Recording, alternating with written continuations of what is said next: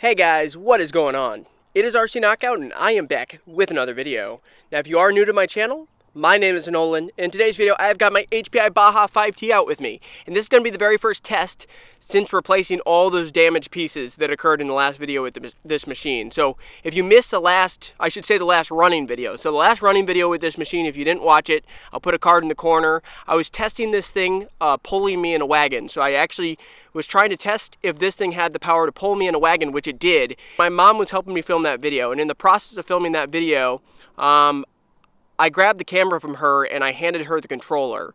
Now, in that transaction of handing her the controller, she accidentally grabbed the controller by the throttle and held onto the throttle, and the RC took off. Now, this is all my fault because my mom doesn't know anything about RC cars.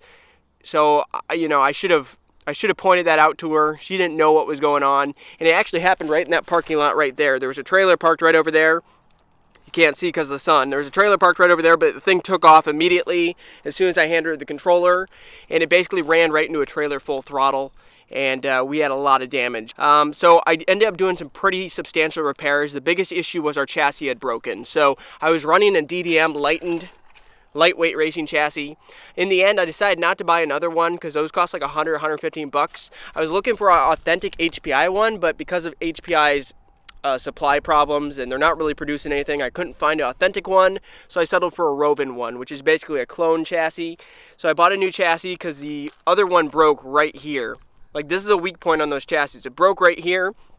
And I was going to buy a whole new aluminum bulkhead because this build's basically all aluminum.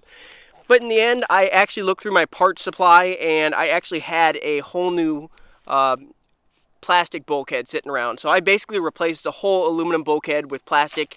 Now, the issue was all those aluminum pieces were tweaked. So they were all bent out of shape because when this thing did hit that trailer, it hit, I think, with this tire, or it hit somewhere up front here, twisted the whole thing like this. Just a lot of the aluminum bits on the front bulkhead were just not really salvageable. I couldn't really bend them back into shape to get all the holes to line up, so I had to replace the top plate. I got another top plate, plastic shock tower because that was tweaked, the supports were tweaked. Basically everything was tweaked out of shape. But we got it back up and we're going to test it out today and make sure everything works all right. So let me go ahead, get her started up, and we're going to jump right in this video.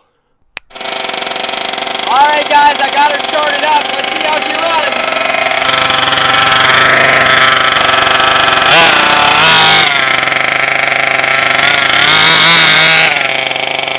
Trying to make sure the brakes and everything still work all right. Because I messed with the brakes a little bit.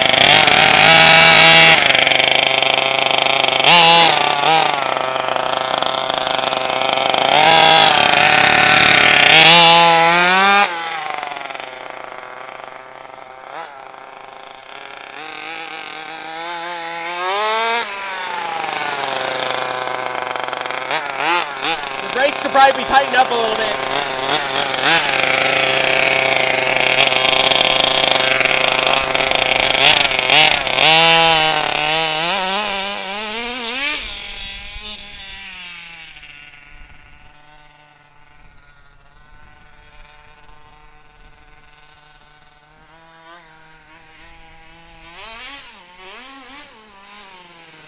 Yeah, I definitely need to adjust the brakes. It's still going right now. I need to turn down some of my end points or my sub trim because it's still moving right now. There, it stopped. So I need to adjust a few things, but I mess with a lot of stuff, so.